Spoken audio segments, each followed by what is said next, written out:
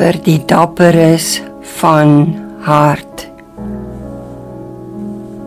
Alles geskryf hoef nie grand pogings te wees om die kreatiwiteitsspiere te oefen nie. Partykeer is dit slegs nodig om 'n waaghalsige onderwerp aan te spreek. Donkertes wat in die geheime fisiese ruimtes van tallose vertrekke met piepklein skreefies oop te maak. Sonder om te veel te sê, want so moet daar nie op die donker gefokus word nie. Die duistere werke van Beelzebub aan die lig bring nie. Want so hou hy van die aandag, die kollig op hom.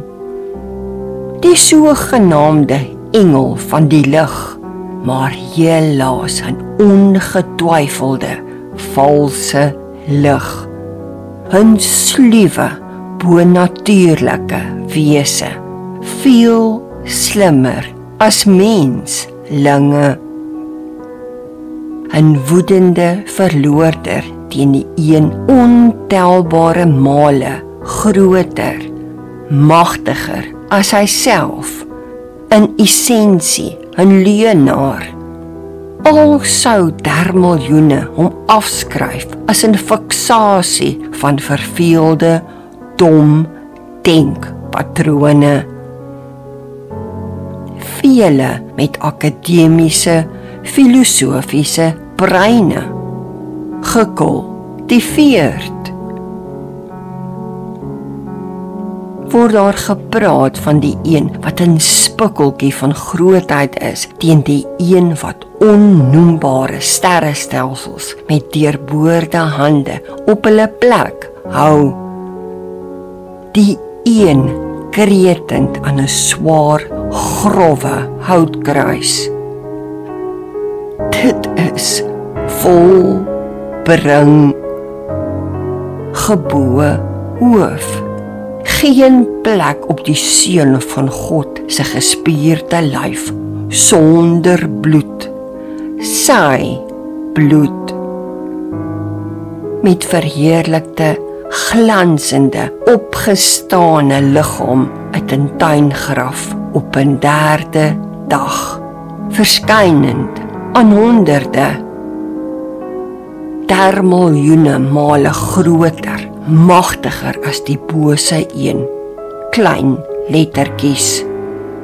Die liegbek, alhoewel pragtig, sê die wat hom al gesien het, maar met dooie oë.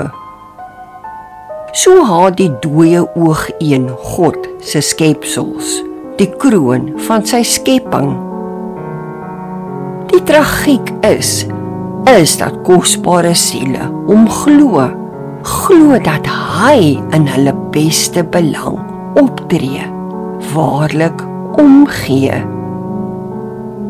Maar is hy die een wat vanuit 'n onbeskryfbare, beeldskone hemelse woning homself verwyder, verneder het om 'n gebroke wêreld te bewoon, slegs sodat daar vrye toegang vir aardlinge deur 'n bebloede liggaam tot 'n hemelse woning mag wees? Hy woedend dat hy vir ewig deur eie trotse rebellie uit 'n wonderskone hemel verban is, nou slegs 'n besoekende aanklaer in God se troonkamer is. En nou alles sal doen om met sissende, vleiende woorde in ontvanklike ore te fluister. You can be your own God. Why would you serve him? You don't need him. Just name it and I can give it to you. You can have your own power. Don't you know how important you are? But give me your soul first, a small price to pay. You will never, ever regret it. What have you got to lose? En so val dermiljoene vir 'n bose, ego-vleiende, charmante stem, onbewus van die leegheid van siel wat wag. A true hater of the crown of God's ultimate creation, people made in His incomprehensible, beautiful image. Each and every one of us, no exception. Maar so jok hy ook nie, het hy wel die toegelate mag om sogenaamde ego-geskenke te gee vir die wat Hemself wil dien. Daar is soveel meer te sê oor die funksionaliteit, hoe hierdie siele verkopery tot stand kom, but I will leave it at that. Dalk sit jy nou in jou voertuig op pad huis toe, ore gespits, op die punt om finaal moed op te gee. In jou deftige kantoor, worstelend, niemand bewus van die hel wat binne jou woed nie. Jy, 'n briljante akteur op 'n Shakespeare verhoog. Of dalk langs die pad, selfoon in hand om iemand te bel, desperaat om van donker, tergende stemme in 'n kosbare brein joune verlos te word.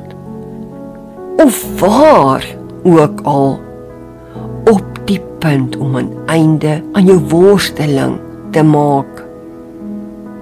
Maar so praat God vandag met jou.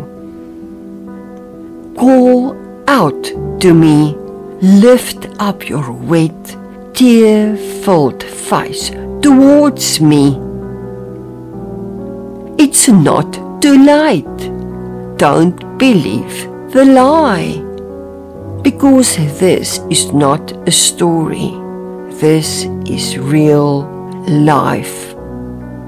Talking to you right now through this voice, you on the edge of giving up, telling you that He loves you more than you will ever know or comprehend. The one with the power to break every soul-binding chain used by the evil one. No matter how deep, dark your desperation, it's not too late. Because I want to show you true, endless love. My love. Call out to me and I will give you rest, bring you by still living waters, my waters. I, the only true God, lover of your soul.